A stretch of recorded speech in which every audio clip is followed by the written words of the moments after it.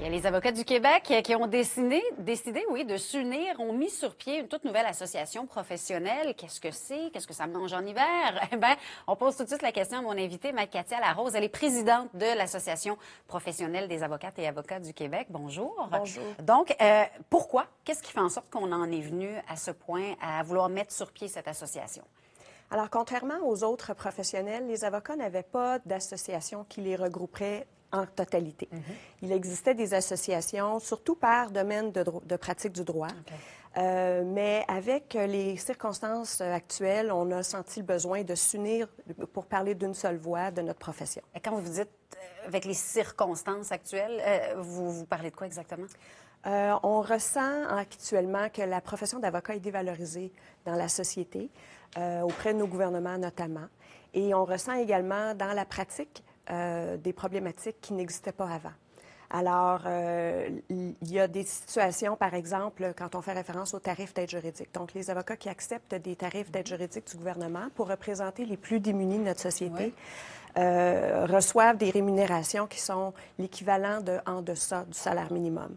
Alors, on a toléré cette situation-là pendant plusieurs années et on est rendu maintenant à un point de non-retour où une bonne quantité d'avocats refusent des mandats d'aide juridique parce que c'est tout simplement pas viable pour eux.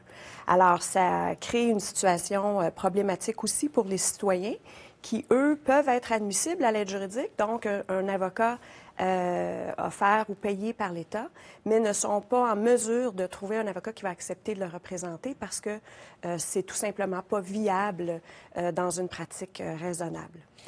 Donc, j'imagine quand on arrive comme ça avec une nouvelle association, il y a plein de choses à mettre en place. Les priorités, ce sera quoi?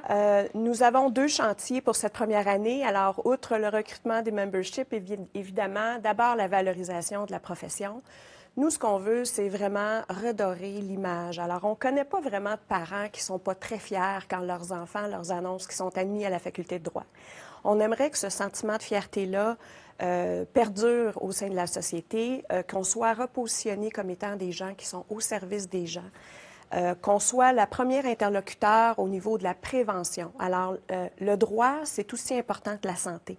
C'est notre santé financière, c'est notre santé familiale. Il faut développer le réflexe d'aller consulter pour savoir quels sont nos droits et comment bien les protéger plutôt que toujours attendre quand on a un problème.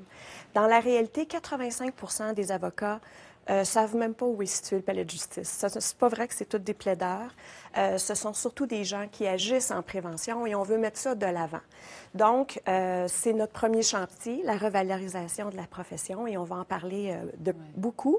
Deuxième chantier, comme je vous l'ai dit, là, essayer de donner un coup de main au barreau du Québec qui négocie présentement avec le gouvernement pour la refonte ou revaloriser, ou en tout cas repasser à travers le tarif d'aide juridique pour que les avocats puissent être payés convenablement, ce qui n'est pas du tout le cas en ce moment. Parfait. Bon, on va suivre ça avec attention. Donc, toute nouvelle association, donc ça a été lancé récemment. Tout récemment, en début de semaine, et il y a une réception excellente, je vous dirais. Bon, bien, merci beaucoup d'avoir été avec nous pour en parler ce matin. Merci pour l'invitation. Bonne journée. Merci.